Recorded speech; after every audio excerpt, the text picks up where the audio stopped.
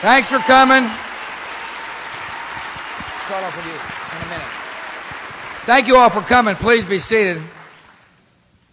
Tommy, thanks for the kind introduction. You can keep your job for a while. I put him in my cabinet because I knew how effective he was as a governor. He was the governor of Wisconsin. And I knew when I asked him to... Don't go overboard for Wisconsin, please. I knew when I asked him to join my cabinet that he would reform programs that needed reform, focus resources on programs that needed resources, and would do a great job. He really has. He's been a remarkable Secretary of Health and Human Services, and I'm proud he came here today. We're going to talk about a interesting subject, and it's one that has got a chance to change our country for the better. As you can see, I've surrounded myself with people who will be able to explain the subject better than me.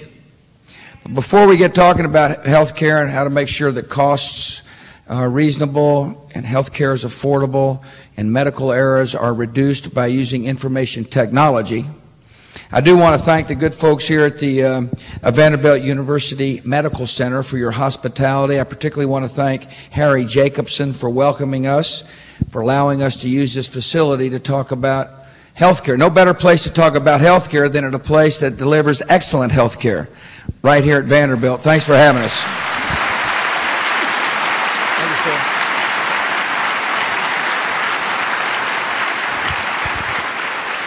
Neil Patel was with us. Where are you, Doc? There he is. Neil showed us the new Children's Hospital, some of the parts of the Children's Hospital. It's an impressive facility. Thank you for being a doctor.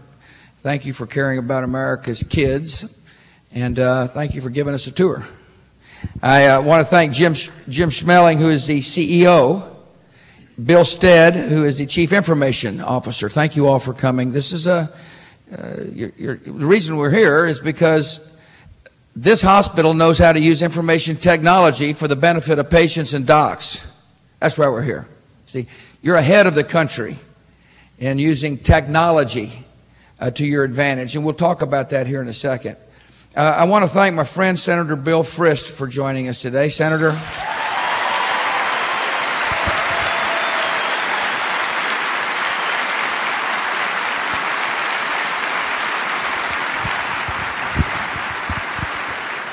you're doing a heck of a job. You cut your eye teeth here, right? That's where you started practicing? That's good. You married a Texas girl, I want you to know.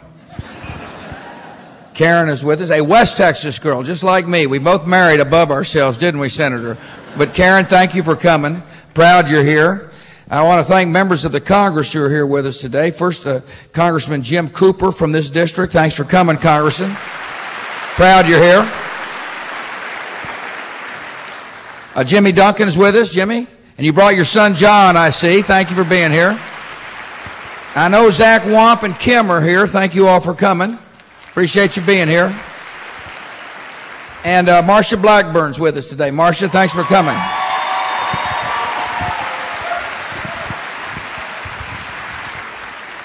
I know the mayor's here. Mr. Mayor, I appreciate you coming. Thanks for being here. Fill the potholes. That's the only advice I can give you. I'm sure you are.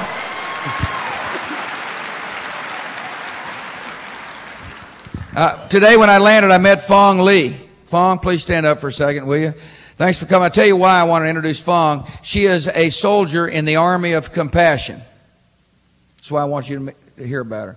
She is a person who just graduated from high school. Like a week ago, right, Fong? Yeah, a week ago.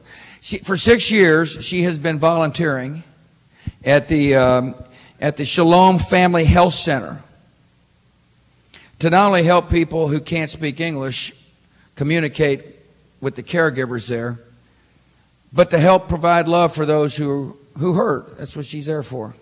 The reason I bring up Fong is because I want to remind you that the strength of this country is in the hearts and souls of our citizens. I mean, we're a mighty military power. We will stay that way to make the world more free and more peaceful. We've got a mighty economy. We are a wealthy nation compared to other nations. But our strength is in the hearts and souls of our citizens. That's our true strength. Our strength is found when people take time out of their life, like Fong has done, to help somebody who hurts. See, the great hope for America is neighbor loving neighbor. The hope for this country is when somebody who is hungry or needs shelter or needs love can find it when a fellow citizen says, "What can I do to make your life better?" I appreciate Fong, you serving as such a great example for the folks here in this community. I call on others to love your neighbor just like you'd like to be loved yourself, and you can join the Army of Compassion, which is changing America for the better, one heart, one soul at a time. Thanks for coming.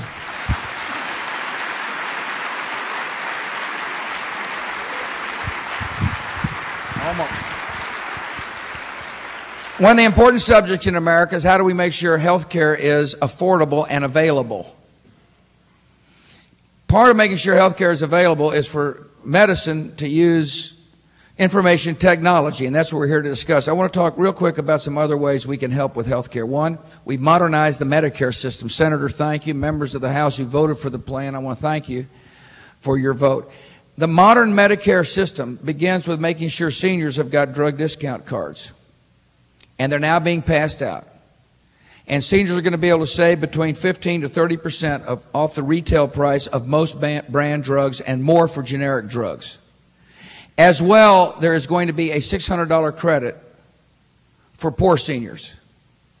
This is the beginning of a reform package that will affect seniors' lives in a very positive way by making sure our drugs are more affordable. And the cards are out. They're heading out right now. Unlike most government programs, they were the checks in the mail. Actually, the cards are in the mail. And people will be able to use those cards to their benefit. They'll also be able to get on the internet and comparatively shop for drugs. And you can get on the internet, put in your zip code, and you'll be able to see the price of retail drugs in drugstores close to you and in your community. And that in itself will serve as a way to put pressure, downward pressure, through the market. Not through government edict or government declarations, but through the market for the benefit of consumers. It's the beginning of a major reform to the benefit of our seniors. We've also got inherent in that bill what's called health savings accounts. You can put in after-tax money. You can earn interest after tax. You can take out money after tax. Put it in tax-free, earn it tax-free, take it out tax-free in order to pay for not only medical costs, but also catastrophic care. These are called health savings accounts, which will be a really good vehicle to help control costs and to make sure patient and doctors are the center of the decision-making process in health care. We're working with Congress to expand what's called association health care plans, which will allow small businesses to pool risk. So just like big businesses do, to get better prices for their health care plans for their employees. We also got to make sure that we continue to expand community health centers. Again, appreciate the members of Congress here. Community health centers are a really effective use of taxpayers' money, in my judgment. They provide primary care and preventative care for people who need help with medicine. And it takes the pressure off the emergency rooms. The most expensive place to find health care is an emergency room. These community centers are being expanded all across America. They want to open up or expand 1,200 community health centers. That's on top of the 3,000 that exist. We want to see to it that 16 million Americans are taken care of in these community health centers. In other words, it's a safety net for people. I recognize people aren't covered by insurance. We'd like more people covered by insurance. Until they are covered by insurance, here's a way for people to get good, cost-effective health care. Cost-effective for them, and as importantly, cost-effective for the taxpayers. And finally, in order to make sure that we've got available and affordable health care, the United States Congress needs to pass medical liability reform. Our doctors...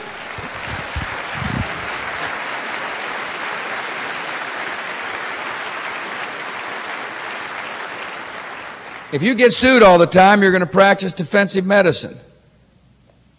And when you practice defensive medicine, it means somebody's cost is going to go up.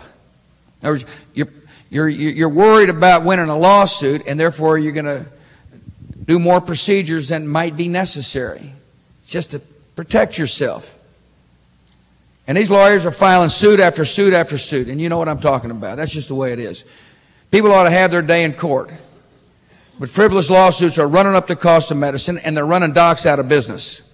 Just talk to docs. Just talk to people in rural America what it's like to try to keep a professional a group of docs around when these junk lawsuits are making it hard for them to stay in business.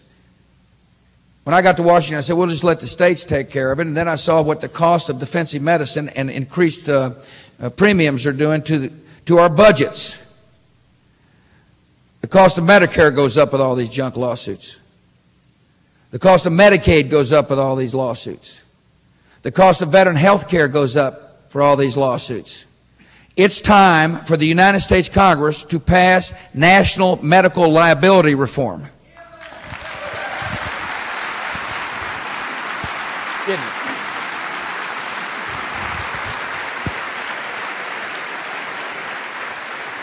It's out of the House of Representatives. You don't have to worry about your United States senators from Tennessee. They're on board.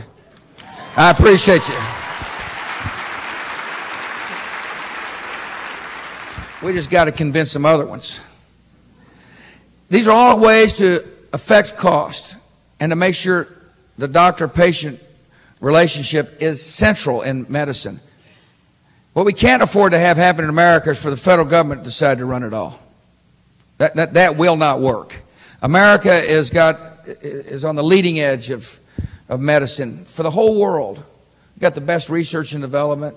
We've got great docs. We've got fantastic hospitals. The federal government cannot run the system as well as docs, professionals, administrators, and patients can.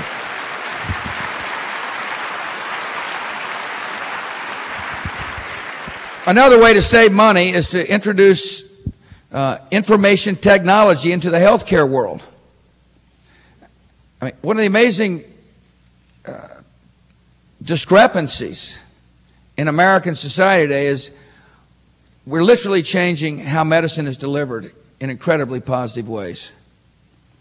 And yet, docs are still spending a lot of time writing things on paper. And sometimes it's hard to read their handwriting. And therefore, sometimes it's difficult to have the spread of accurate information so that doctors can make good decisions. The idea of making sure we use information technology starts with setting this goal. Within 10 years, we want most Americans to have electronic health care records. That means your records, and what you hear us talking about it here today. I'll try to give it my best shot. Your records are on like in a digital form that can be transferred over the internet, so that if you happen to be traveling somewhere and you get in a wreck, a doctor or emergency physician in Texas can call up the information or ask for information or seek information not only off the card but to your home doctor's office. And they'll be able to know what's wrong with you or right with you, what has been wrong with you, and how to treat you. You can imagine what kind of system that'll do. It'll cut down the cost of paperwork. It'll also cut down on medical errors, which, like, if you're going to be a patient, that's something you really hope happens. Sometimes information gets lost. Sometimes people inadvertently prescribe the wrong drug because the information isn't correct. And so the fundamental question is, how do we use technology? How do we modernize healthcare? That's what we're here to talk about. How do we, do the same thing that is happening in other industries to healthcare? And we believe we can change how healthcare uses IT. And it starts with the federal government. Listen, the VA is doing a fabulous job with using information technology. This hospital is doing a fabulous job for using information technology, which we will talk about. And so one of the first things we're going to talk about is, what can the federal government do to help? Now, we hired a guy named David Brailer. David's right out here to my right. David's an expert on information technology and how it is applied to medicine and to healthcare. Tommy hired him. Let's see, yeah, he's got a pretty good title. The National Health Information Technology Coordinator. The way I look at it, his job is to use the federal government's abilities to, and our Medicare law and our VA and other assets we have to spread this fantastic opportunity throughout America. And I just want to say one other thing before I turn it over to David. Privacy is a really important part of, in my judgment, of an American system that works well. I don't want some people looking at my records. Of course, my line of work, everybody gets to look at my records. It's too late for me. It's not too late for you. And therefore, as you hear the idea of moving your information across the internet, you just got to know it's got to be with your permission. These are your records. It's your health. And you can decide whether or not people can use your records. It's just important for people to understand that. That those of us in government who talk about spreading information also, first and foremost, keep your privacy in mind. Now with that, David is the coordinator named on May the 6th. And here he is sitting with the president right here in Vanderbilt talking about his job. But David, tell us what you do, why you do it, and when you're going to finish it. What time is it? Yeah, exactly. Well, thank you, Mr. President. And first, let me just say thank you from American Medicine for your historic leadership in information technology. Thank you very much.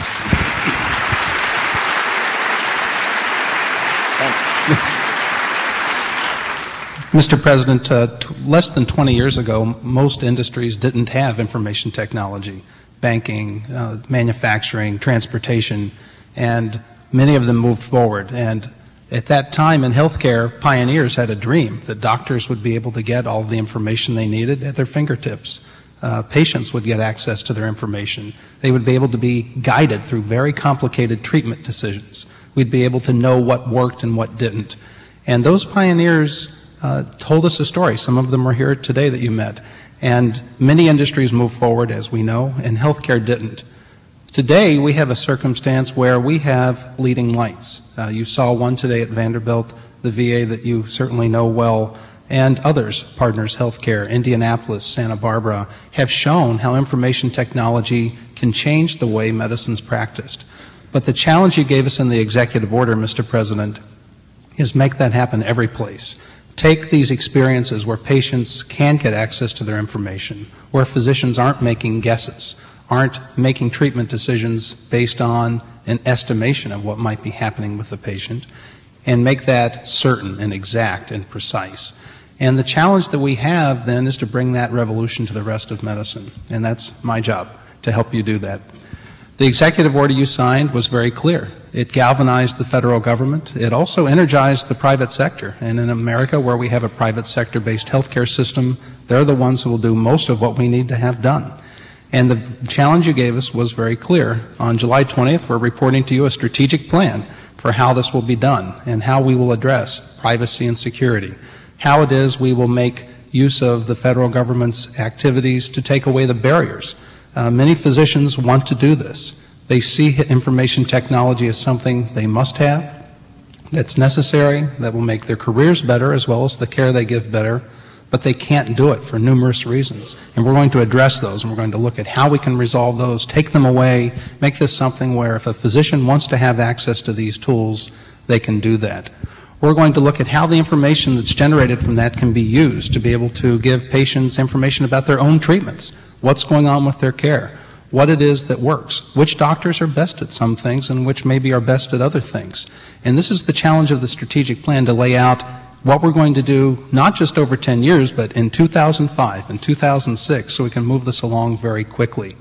And this challenge for us is not just about technology, Mr. President. It is about the quality of care that we have, whether or not information is available, whether or not decisions can be made better, whether or not consumers are in control of their patient care experience, and whether or not physicians have a satisfying and rewarding career in being able to do the right thing that they need to do. So we're laying this out. We'll be presenting that to you, and I think we will be very successful in making this happen. And we'll beat your 10-year goal, Mr. Good. President. Let me ask you a couple of questions. One of the interesting challenges, evidently, it's the medical lingo varies. In other words, part of your challenge has been to standardize as well as develop a common vocabulary. I mean, would you explain that? So, obviously, I can't. Would you explain it, please, so people can understand it better? We have a different vocabulary. Sure. When a physician sees a patient, we write down a problem list, which is the list of issues that's active with that person. We create a label called a diagnosis, which is the formal name that you know.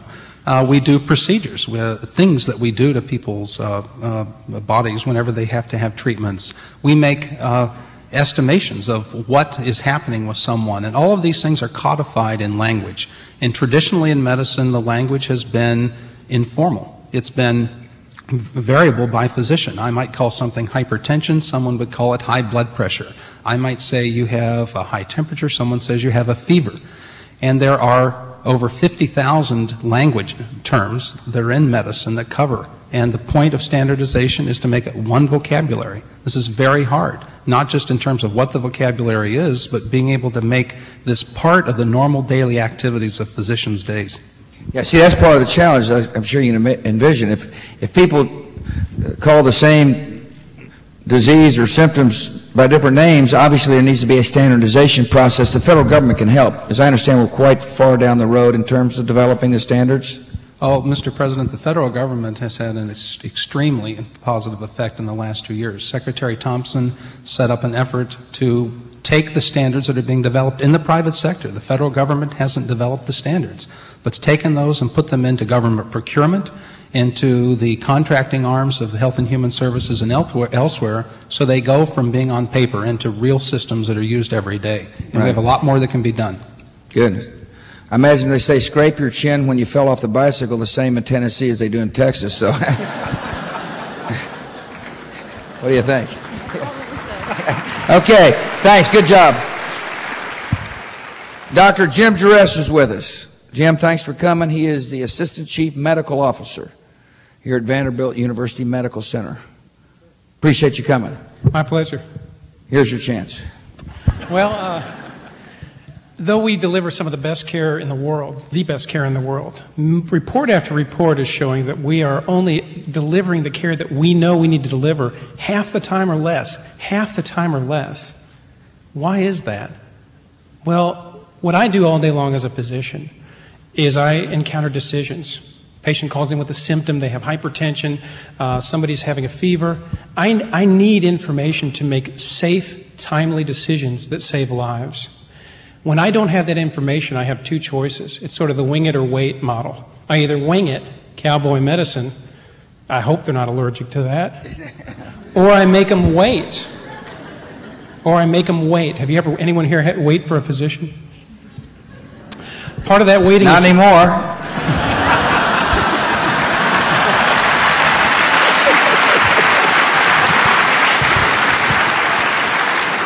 Well, part of that waiting is, and part of the safety problems we have, is that we don't have the information we need. For instance, a physician on call in the field doesn't have the information they need. When you call, as a patient, who would you rather have on call for you? Somebody out there at a kid's ball game with no information about you, you've never met you on call for your doctor. You call in and they prescribe a medicine for you. It's happened. It's happened everywhere that people prescribe a medicine that has a dangerous interaction. It's happened to me in my practice where I've identified Monday morning one of my patients. I had to stop everything. You know, with the electronic record, for instance, this Vanderbilt, a version of the electronic record we developed for the PDA. What the problem I'm trying to point out is I'm at the ball game. I have to make a decision about your health. I'll either wing it or make you wait. And so information technology is a tool by which we can go to that next step, whether it be when I'm trying to decide on a medicine, or the other day I had a patient, we're tracking now, we know who our diabetics are. We know when they didn't have the test they needed. Many of them don't know themselves. One of my patients had not been in for a blood test in a while, so my nurse called her out of the blue, got her in to come see me, and her diabetes was wildly out of control. She had lost 20 pounds because of her diabetes, 20 pounds. She looked like she had cancer. So I began to talk with her. She had was going through a problem with her children, severe problems in her life. I began to work with her. She has a diabetes meter. My nurse is calling her with tracking on the computer. Every week is calling her to make sure. And do you know what we told her? You know what that all told her? It's what you mentioned earlier. We told her we love her. We told her that we're going to be tracking you when you're not. Her doctor's relationship was enhanced by the technology. I walked in the room, I immediately noticed screen for depression. Why is she not following up with me? And now she has a wonderful relationship with us, and it's been turned around. Another example, a gentleman came in, I prescribed a blood pressure medicine. You have got to follow up with a blood test in a week. Well, it's amazing how many people forget. Our system reminded me in a week. Did he get the blood test? No. So we called him. It's time to come in. I will. He didn't. System reminded us again. We called him and said, come on, bud, we're going to drive a van out to the house if you don't come in. We didn't say that. He came in and he was in renal failure. Early stages, his kidney function had dropped to 25% of what it was. We stopped the medicine. He did not go on dialysis. That is what I'm talking about improving care through technology. The beauty part is he has no idea the miracle of what happened to him through technology. He would have been an ER visit, dialysis patient perhaps, had I seen him 2 months later when the damage was irreversible. Yeah, you helped set up the electronic records here at the hospital? Correct. So what does that entail? Well, I have the second funnest job in the world.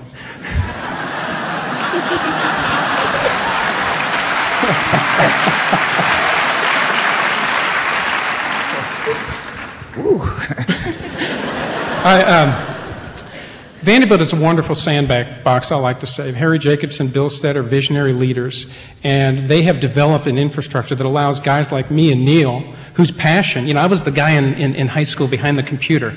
I was also an athlete, too, don't make any mistake about it. But when I came to medicine and computers, who knew at Vanderbilt I would have a sandbox? So what we're talking about is how do we get from here to there? How do we go from our paper-based office to an electronic office? And what it entails is programmers being there with docs, figuring out how in the workflow. Our programmer, Dario Gisei, who's the author of our outpatient record, he once said, and this is true, that he could be developing an electronic record sitting over in the library by himself that was very elegant and beautiful that no one ever used. Or he could get in there and learn from the people doing the work and say, here's what we need this button here. I need to know what formulary. If I'm going to prescribe a hypertension medicine for you, what happens in the old world? I prescribe one, it's not on your formulary, we get a telephone call back, I have to pick a random next one. Well, we need to have a button there that when I go to prescribe it, I know what your insurance company would rather have, what's more cost effective and safe.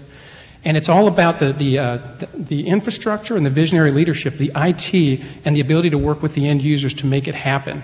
One day we just realized, hey, we have a web-based, secure electronic medical record. Why can't we make a version to fit the small screen? And 4 weeks later, we have a version that we're beginning to use. Whether it be disease tracking, it has to come from the end users. Yeah, one final question along these lines.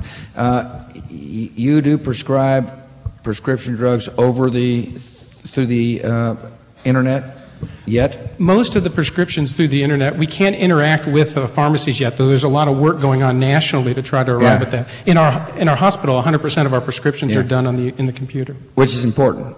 If I try to order the wrong thing, Bill Stead, even if it's 1 a.m., a little beep comes up, says, you're going to hurt this patient. You see, that's really important for people to understand. The ability to make sure that we prescribe the right drug and the right dosage can be controlled by proper use of medical records, which is really important. And it's cost effective. I hope you're getting a sense for what we're talking about here. It's a really exciting opportunity. Again, I repeat, we're at Vanderbilt for a reason. It's because this hospital and system is innovative and different. And it's on the leading edge of change. It's benefited a lot of patients, obviously, in your illustrious career here, one of whom is Bob McNeely. He's a patient. Bob, he's like your patient, right? Yes, he is. Yes, he is. Bob, welcome. Thank you. Tell us how electronic records affected you. Well, in the first place, you can see I'm in pretty good hands with my primary physician. Yeah, well. But he talks about that much to me when I visit him as he did to you. Yeah.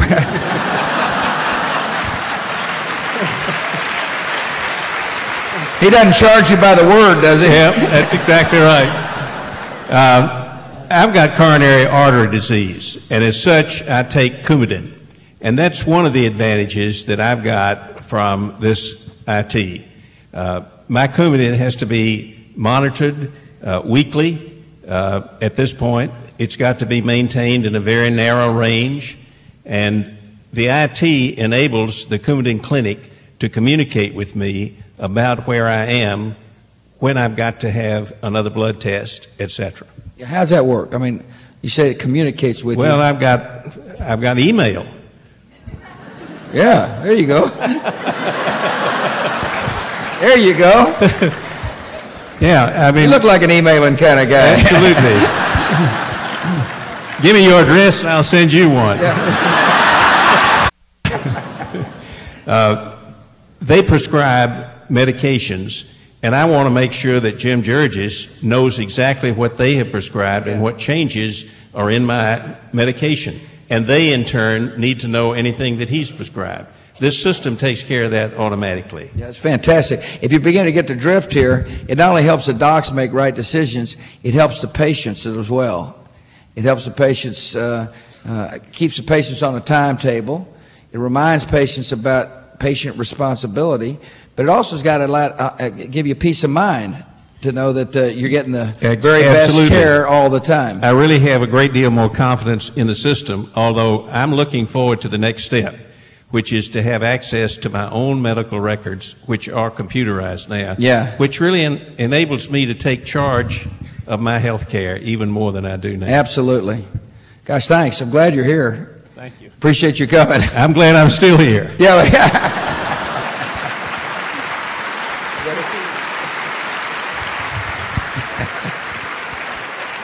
All right, we got J.T. Fennell with us. He's an emergency medicine physician right out of Indianapolis, Indiana.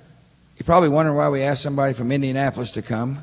And one of the reasons why is the healthcare system in Indianapolis has done a fantastic job of implementing and employing information technology. Is that an accurate description, J.T.? That's correct. All right, well, tell us why you're here. Well, it's race week. Yeah, get out of town, huh? That's right. I'm an emergency physician in Indianapolis, and I've practiced in a variety of healthcare settings. I've been practicing emergency medicine since 1995, and I can say in Indianapolis, because we have access to healthcare information, that we can show that it does improve cost, it improves healthcare delivery, and can even save lives. In Indianapolis, we have this network called the Indiana Network for Patient Care. We affectionately call it the INPC, so you'll hear me say that term throughout this brief talk. What the INPC does is that it takes medical record information from different hospital systems and combines that when the patient shows up at a care facility. So structurally, what happens is that there are over 5 separate hospital systems involved. That involves over 10 emergency departments that are all interconnected. We capture over between 90 and 95% of all emergency department care in Indianapolis. Additional participants include the state and local health departments, the ambulatory clinics, as well as public school clinics. And so as patients show up to the emergency department, what happens is they'll get registered into our system. A medical abstract is created, and what's happening in the background is that information from all these separate systems is being collated and put together in one document that's included with their medical chart. This happens within 30 seconds of their arrival to the emergency department. On this medical document, what we have, and what David has mentioned, we get their active problem list, so the problems that the patients had been seen for at the other facilities. We know when they've been to the other facilities and other hospitals. We get all of their lab tests as well as the results, x-ray tests and x-ray results, as well as their medications and allergy lists. And so this is available immediately to us when we're taking care of patients in the emergency department. I have 3 cases that I'd like to share with you that will help illustrate what actually happens while I'm working. Let me stop you one question. One of the interesting things that the reason why Indianapolis is farther down the road, if you notice, hospitals can talk to hospitals, which it hasn't happened in many communities. In other words, it's easier to talk intra-hospital system than it is inter-hospital system. And part of the challenges, and the reason we standardize language, is so that when one emergency room can talk to another emergency room or a state facility. Indianapolis has done a good job of integrating the capacity to talk amongst different facilities. I think that's an accurate statement. That is accurate. Yeah. And so the challenge is, by the way, is to do that within a community, and then is to get communities hooked up with communities so that there's a whole nationwide network. That's the real challenge we're going to face in America. Step one was to get the language standardized so words can travel and be understood on a more common basis. Go ahead. Examples. Well, the INPC is really an operational community-wide electronic medical record, like you mentioned. And I like to think of the INPC as the patient's medical advocate, which can speak for the patient when they're not able to.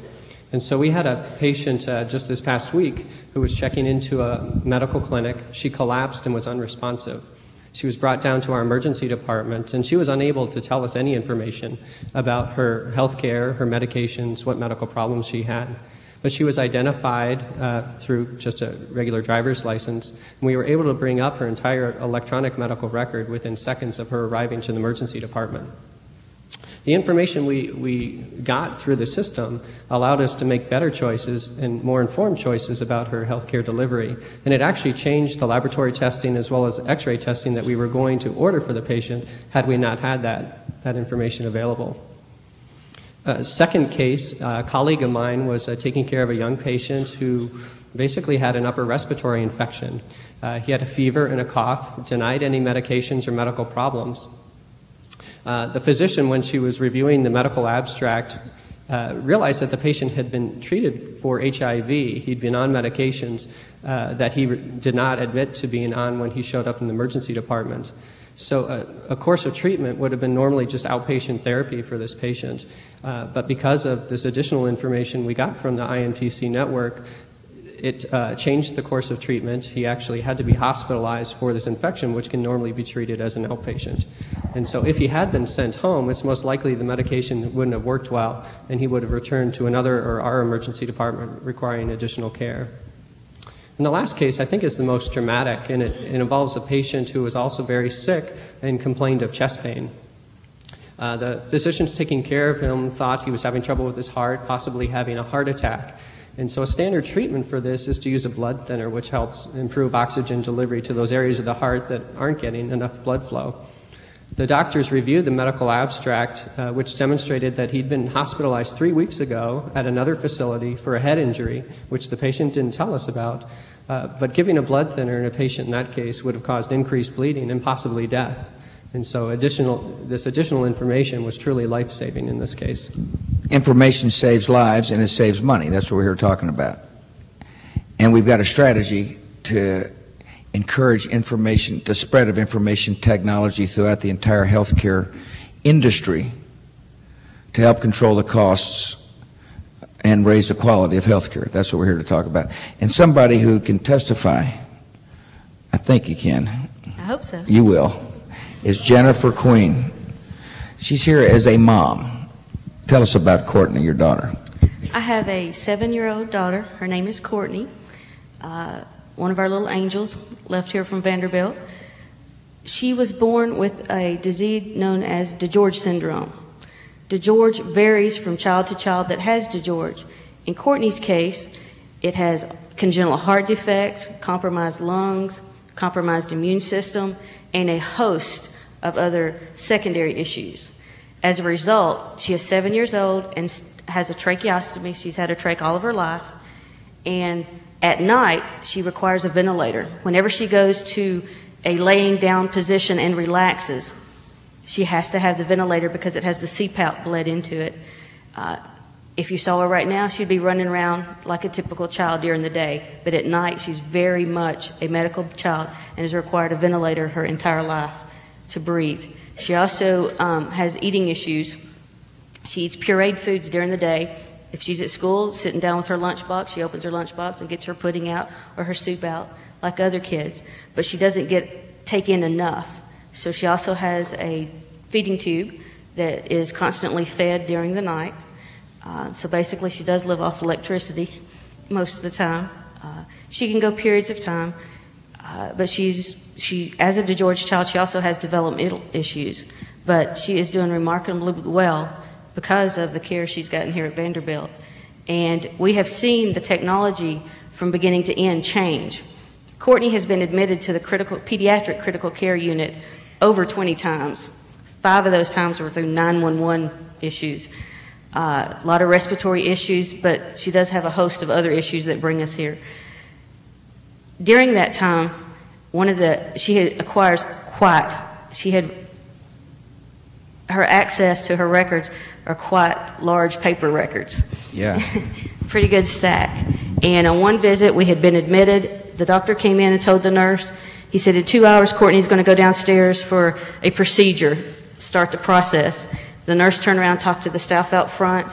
They called the medical records downstairs. 4 hours later, not the 2 for the procedure, 4 hours later, some aide comes pushing a wheelchair with a stack of papers, and this was years ago, this high, of her paper medical record that has to follow her. So her little wheelchair of medical records, paper trail, followed her down to the procedure room downstairs. Now, not only do they eliminate the doctor telling the nurse telling the staff, they're calling medical records, somebody down there busily looking for everything, finding a wheelchair to carry it and bringing it up, it eliminates the whole step, because it's there at the bedside, it's there at the OR, it's there in the procedure room, it's there in the clinic. At the touch of a button, her medications, her history, and everything is right there. And considering how many times a child like Courtney comes in here, that's a significant amount of time and effort on their end and savings on the child's end, because it's really hard as a parent, this waiting game. I call it Vandy time. It's not like other time. Whenever I'm talking to other parents, I always say, whatever, 15 minutes, you always multiply that by 3. 20 minutes is an hour, or at least it used to be, and a lot of it was because they didn't have the information because they're playing this waiting game. And the parents, you're more concerned about your child. In my case, my child just got admitted to a critical care unit. I don't care what they have to wait on. Take care of my child. And you don't understand unless you come exactly what's going on behind the scenes. And this helps tremendously and eases sometimes the stress that builds just from waiting. Yeah. Thank you for sharing that. That's a great, a great story. I saw Courtney. You're right. Yeah. She's strong. She's doing great. Yeah, she's our little beautiful angel. We she have is 2 your little beautiful angels, angel. And they're doing real well. Well, that's good. Listen, I hope that story helps you understand. Listen, if you're having to tote around written records, not only is it cost ineffective, there's a chance there's going to be errors. And as the system evolves that puts these records on the computers, on disks, that can move information with lightning speed, you not only save money, you improve the quality of care through the spread of good information. It lets these docs do their jobs. It eases the minds of the patients. They can take Courtney's records with her if she were to go down to Crawford, for example, and you can take the records with you. And we're changing medicine. Medicine's changing. That's what we're talking about. And it's changing for the better. We're here because this little center of excellence is on the leading edge of change. And the goal for our country is that most everybody, medical records are digitized, and every healthcare system can talk to each other. Every office can talk to each other to share information in a better way, to make sure America's healthcare system remains the best in the world. That's what we want. We want only one thing. We want the best healthcare system in the world for our patients at the best possible price. It can be. It will be achieved. That's what I'm here to tell you. It's going to be achieved. One of the ways we do so is to properly use information technology. I want to thank our panelists for sharing your stories and your information. I want to thank you all for coming to listen. I hope you've found this as interesting as I have. Let me conclude by telling you we're lucky to live in the greatest country in the face of the earth. God bless. Thanks for coming.